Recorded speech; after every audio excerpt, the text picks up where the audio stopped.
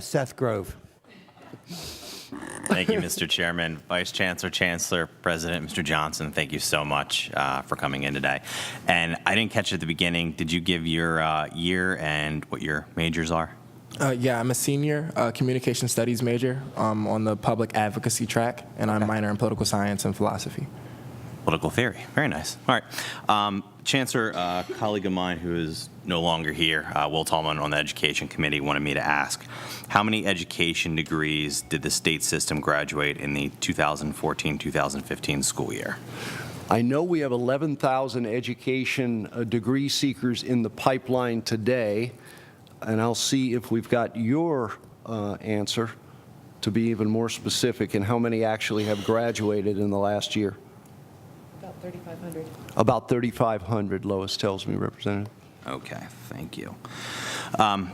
Did Governor Wolf or his administration consult you or your office about his full veto from June 30th or the partial veto on December 29th?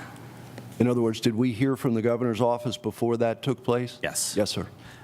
Did you describe the impacts of those two actions to his office?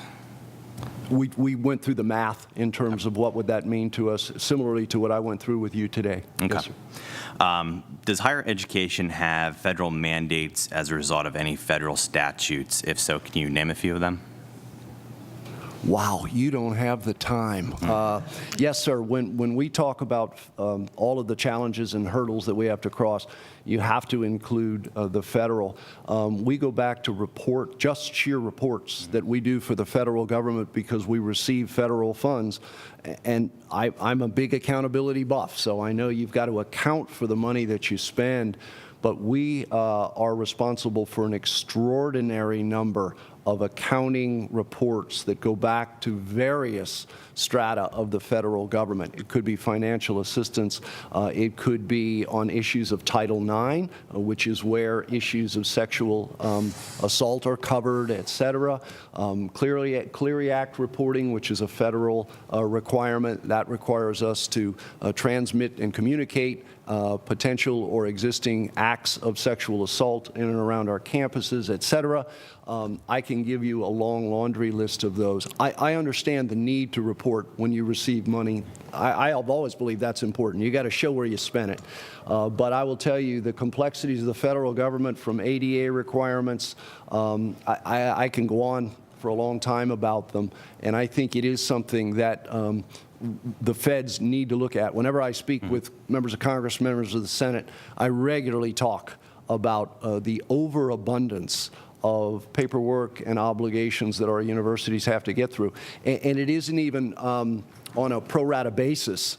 For the amount of money we do get, and we're appreciative for every dime, the amount of reporting that goes along with it would make you think that all of our money is federal, and that's not the case. So I don't know if a president has a take on this. Well, I just agree with everything he said. Let's do that. I have a long list. This is a first, so I want to get that on the public record. Thank you. Does any state funding go to health, safety, and well-being of students and their faculty? Sure. I'll give you an on-the-ground example. Recently, the General Assembly passed a lot of good legislation on the protection of minors. And most people didn't think that had anything to do with higher education because, gosh, we're all adults. 300,000 visits from minor children to our campuses every year. It's remarkable. Everything from summer camps to duly enrolled students who've not yet achieved adult age, et cetera. And therefore, we then had to go in and we had to decide how we were going to deal with that. The background check issue is a good example of that. We're using our money to do background checks for all of the employees who require background checks to be done. And that comes out of, in some cases, many cases, state funding as a necessity. But we understand the necessity to do that. I come from K-12 where everybody is background checked because everybody is a minor student for the most part. In our world, it does obviously vary, and yet the idea that there might be students, again, 300,000 visits, and some of them are duly enrolled students who've matriculated, and some of them are students who just visit the campuses to see what we do. We pay for those background checks out of state money as one good example. Okay. Based on the federal mandates, some dealing with safety, the fact that your state dollars do go to the safety and well-being of students and the faculty. Has the administration discussed at all sending additional payments or supplements to the treasurer's office for payment above his vetoed allocation? We have not. No, okay. Mr. Johnson, you obviously do like political science and obviously philosophy. Did you do any coursework on checks and balances of government?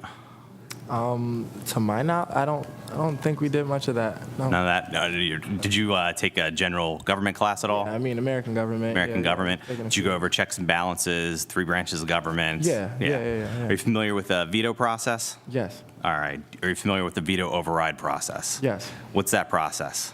To my knowledge, if the chair exercises his ability to veto, the body that he represents at a set number, be it 2/3 or whatever, they have the power to override that veto. Correct?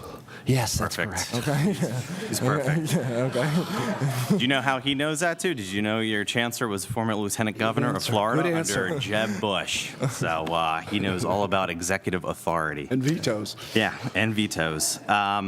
Great. And Chancellor Brogan, as lieutenant governor of a former state, are you familiar with any other process for a veto override?